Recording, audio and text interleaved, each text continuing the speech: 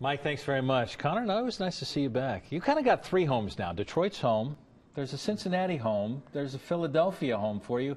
Give me an idea when you come back here. What are the memories? What are the things you think about? What do you take away from your time in Cincinnati? Well, first, it's great to see you. I haven't even been to the hotel yet. I came right here. I love you. But no, I had so many great memories here. I had an unbelievable experience at UC, growing up at UC, playing football, playing basketball.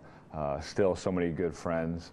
I've heard it's been over a year since I've been back, and I heard a lot has changed. So I'm excited to do what I'm here to do, but also kind of check out the town a little bit. Well, what you're here to do, and I want to get to that immediately, because we talk about you growing up in Detroit. You grew up deaf in Detroit, and you're coming back to Cincinnati to kind of pay that back with Ohio Valley Voices. Thanks to Kroger and P&G for bringing you back. But tell people what you're doing back here and why. Yeah, so I didn't grow up deaf. I was born deaf, and at an early age, there was some medical intervention, and I got my hearing back. My left ear, which you can see, I still can't hear out of. But I'm going to tour Ohio Valley Voices School and meet some of their students tomorrow morning. And then thanks to P&G and Kroger, we're putting on a football camp tomorrow afternoon. And then tomorrow night, I'm speaking at a Ohio Valley Voices gala where we're going to be raising money for the school. And this is just to kind of pay it forward from what you remember and what kids are dealing with now here? Yeah, it was just an opportunity for me as an NFL player. They reached out to me, and it was a no-brainer to try to help them as much as I can, to do a football camp, and also get back to this wonderful city for a weekend. Your foundation, I think your foundation is Make the World a Better Place. Yeah, the MTWB project, yeah. Because, and I mean, it would seem obvious, but how do you make the world a better place? Well, it's also an acronym for my parents' initials, Margaret Thomas William Barwin. But my parents have both worked in public service their whole life. My dad's still a city manager. So our focus is trying to help kids have access to safe play areas, have access to safe art where they can work on art and different things like that. So we're focused on public places. We raised almost $500,000 last year to rebuild the park in South Philly. We're moving on to rebuild the park in North Philly next year. So we move on to your next home, which is Philly, and you live in the city. A lot of guys move out to Jersey. You hang in the city. Yeah, I live right on Rittenhouse Square, right in the city, yeah. Because?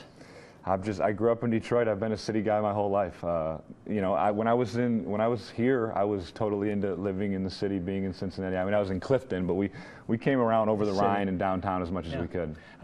You had a career year, 14.5 sacks, but your team doesn't make the playoffs. You're in the wrong division for that last year. What's the juxtaposition of that for you in having the year that you had and not being able to go on? Well, it was very disappointing. I mean, for me personally, obviously it was a good year. Defensively, our team made huge strides. That was part of, you know, me having some individual success, was how much better we got as a defense. We won 10 games last year, made the playoffs. 10 games 2 years ago and made the playoffs. 10 last year to make the playoffs. And we had some weaknesses that hopefully, like every team around the league, including your Bengals, we're going to try to fix in the next couple months. You're a bright guy, so the coaches go to the bright guys. So my guess is Chip's come to you and said, you know, I'm thinking about maybe trading up for this Mariota guy. You've been in discussions on that? No, I know people are going to ask you questions about that. He's not asking me about that. No? No, not at all. I love Nick Foles. He had a career year 2 years ago, got hurt last year, and I fully expect Nick Foles to be our quarterback next year. You're coming back with a guy that was kind of instrumental in your growth, Mick Cronin, and Mick now off the sidelines. Any contact with him in dealing with that at all? I knew he probably got reached out by a lot of people, but I reached out to some people at UC and told him to send my wishes. And I was at the game and talked to his dad when they played Temple, I think a week or two ago in Philly. And he told me Mick's doing great, and so I'm looking forward to him having a full recovery, and he'll be back next year. Class act you are, and Cincinnati has always felt that. It's always wonderful to have you back because they kind of claim you as their own, you know? Yeah, you know what else? I know there's a lot of Bengals fans, but if people don't realize, the nickname for the Philadelphia Eagles is also the Philadelphia Bearcats.